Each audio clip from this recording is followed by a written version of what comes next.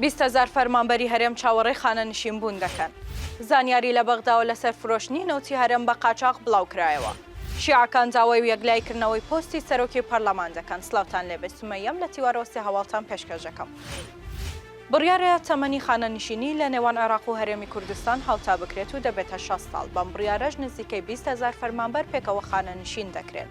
بەڕێوەبەرایەتی گشتی خانەنشینی لە هەرێمی کوردستان چاوەڕوانی دەرچوونی ڕێنماییە لە وەزارەتی دارایی و ئابووری بۆ ئەوەی ڕاستەوخۆ دەست بە جێبەجێکردنی یاسای عێراق بکرێت.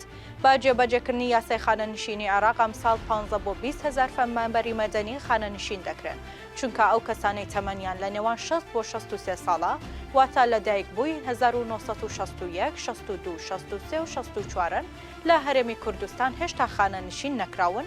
یاسای ژمارە نوێی خانەنشینی عێراق شۆتە بواری جێبەجێکردنەوە و خانەنشینانی مەدەنی بەم یاسایە موچە وەردەگرن. لە عێراق تەمەنی خانەنشینی 60 ساڵە و لە هەرێمی کوردستان 63 ساڵە. لەمە دووە تەمەنی خانەنشینی هاوتا دەکرێت و هاوشێوەی عێراقی لێ دەکرێت. ئەندامێکی لیژنەی نەوت و غازی پەرلەمانی عێراق ڕایگەیاند قاچاقچێتی نەوتی هەرێم دۆسیەیەکی زۆر مەترسیدارە و پێویستە سەرۆکوەزیرانی عێراق دەسوەردان بکات بۆ چارەسەرکردنی ئەو پرسە.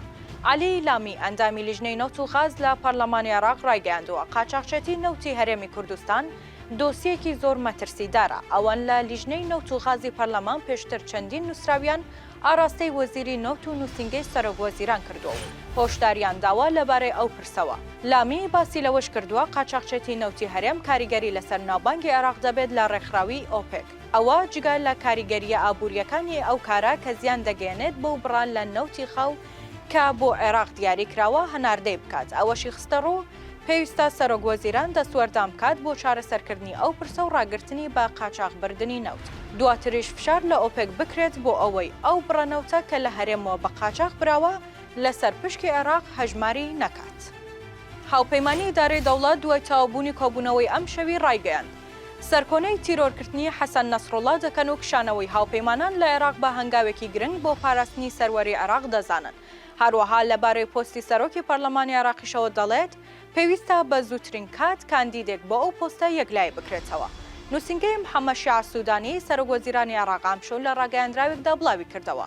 سەرۆکوەزیران میوانداری کۆبوونەوەی ئاسایی هاوپەیمانی ئیدارەی دەوڵەتی کرد. با ئامادەبوونی عەبدوڵلەتیف جەمال ڕەشید سەرۆکۆمار و سەرکردەکانی لایەنە سیاسیەکان لەو ماوەیەدا باز لە پێشهاتە مەترسیدارەکانی ناوچەکە و کاریگەریان لەسەر وڵات کرا.